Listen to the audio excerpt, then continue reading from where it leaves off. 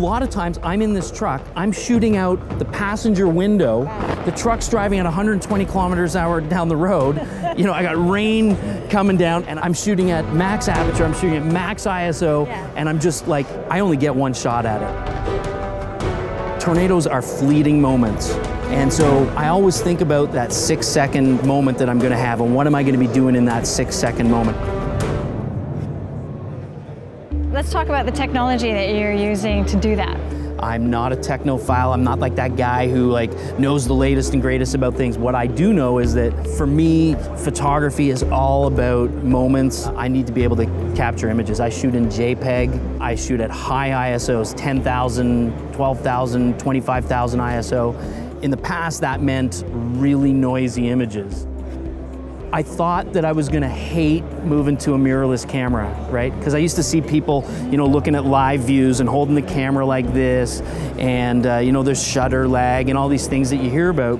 Hell, there was no focus window, right? Like I couldn't focus to infinity when I'm shooting lightning shots and everything. That was, I was really afraid of it, but I took that risk to make a change in my own personal workflow, and it's made a huge, like I honestly, I wouldn't go back at this point because I find focusing more intuitive. I actually kind of like, I'm not gonna lie, and you can judge me as a pro photographer yourself, but I love being able to adjust my exposure just with a dial while I'm looking at the back screen, right? So how does that help you get the story that you need? I think of storm chasing as operating as a photographer in 6-second bursts.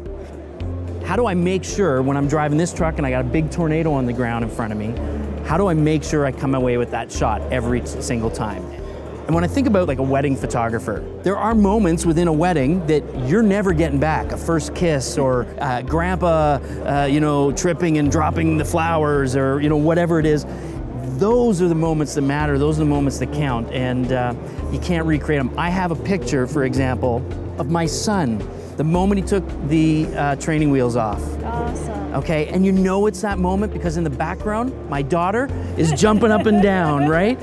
I can't get that back. You can't get that emotional moment back. No way. If that was a tornado, if that's the kid riding the bike, if it's the first kiss at a wedding, those are the moments. That's your 6-second burst, and that's what I live for. As you can see, the images has got some noise to it, but again, I have to stress, on a photo like this, I'm in the ISO range, fluctuating anywhere between 10,000 and 25,000 ISO. What's important here is the moment. There's a farmyard here that's being destroyed. There's 3 tornadoes, 3 fingers dropping down on the ground. If I'm worrying about the technical aspects of the photo, we don't get this shot. And that would be a shame because it's a compelling story. I talk about the emotion of it and the passion behind it, and that's really what I think the essence of imaging is. I hate to say this, but I'd rather see somebody shooting in auto mode and enjoying holding the camera in their hand. That's my advice for young photographers. This is absolutely what we've been looking for all season. This is our payoff! Yes! Don't get overwhelmed and have fun with it. This is unbelievable, man! Look at the size of this thing. It's heading right for that town.